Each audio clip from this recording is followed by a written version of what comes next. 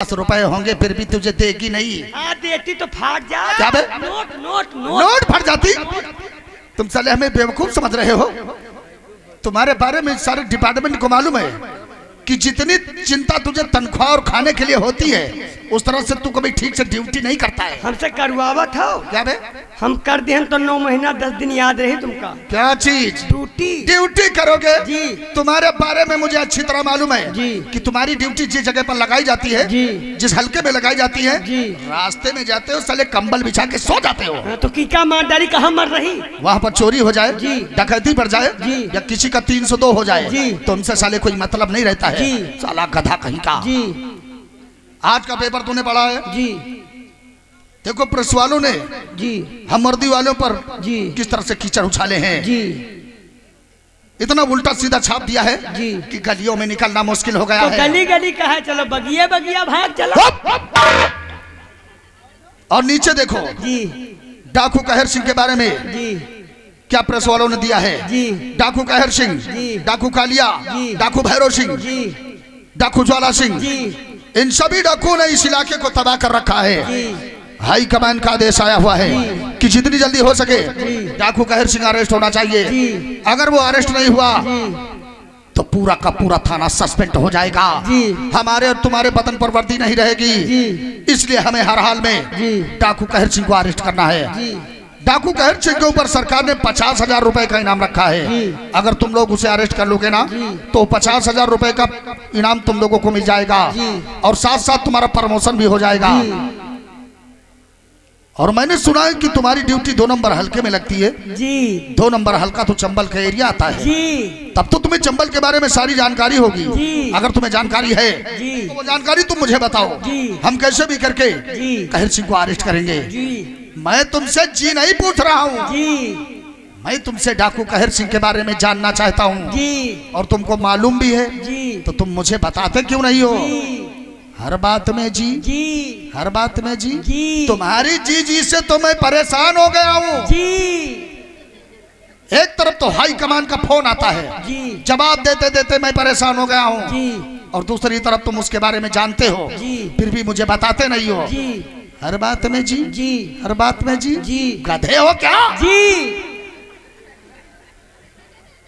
हमें डाकू कहर सिंह के बारे में जानकारी चाहिए। जी अगर तुम जानकारी मुझे दे दोगे जी तो मैं कोई न कोई प्लान बना करके जी उसके अड्डे पर छापा मारूंगा जी और उसके जितने भी साथी हैं जी उनके हाथों में हथकड़ी लगाकर जेल की सलाखों में डाल दूंगा जी साथ साथ कहर सिंह को भी। जी हर बात में जी जी हर बात में जी जी तुझे कोई बीमारी है क्या बे। जी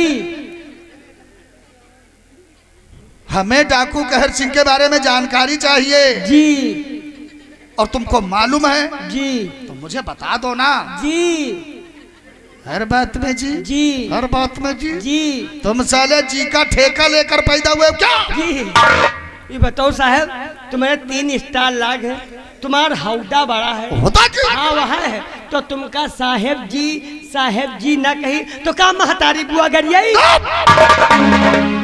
तू कैसा बेवकूफ सिपाही है बे। तुझे अपने सीनियर से बात करने का ढंग तरीका नहीं मालूम है क्या। तू पढ़ा लिखा नहीं है क्या बे। ओ माय गॉड अंगूठा टेक है। Yes madam. अरे मैं तुझे मैडम नजर आ रहा हूँ।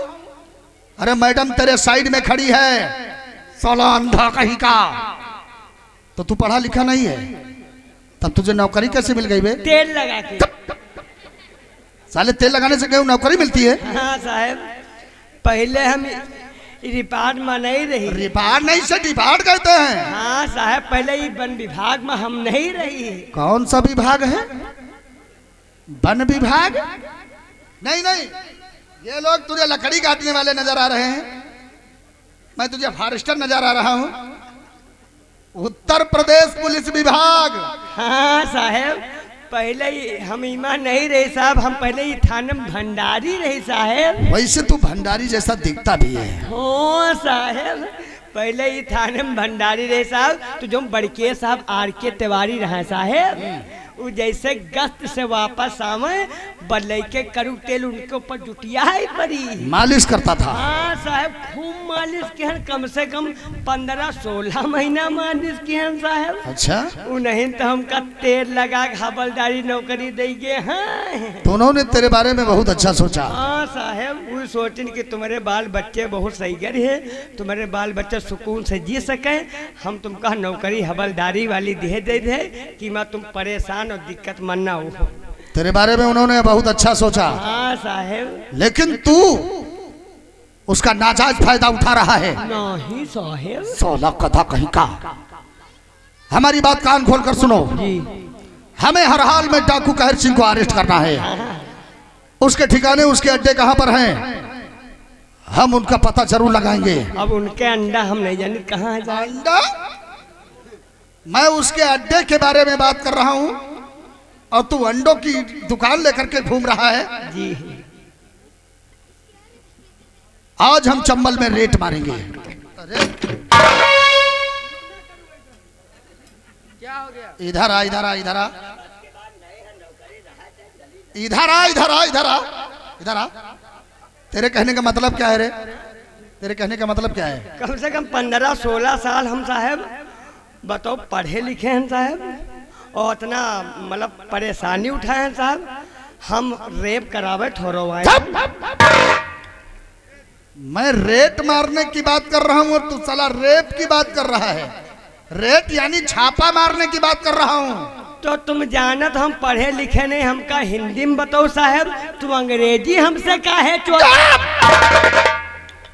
तुम साले अपना हथकड़ी और राइफल उठाओ। आज हम देखते हैं कि कहर सिंह हमारे हाथ से कैसे फंस कर निकलता है। आओ हमारे साथ।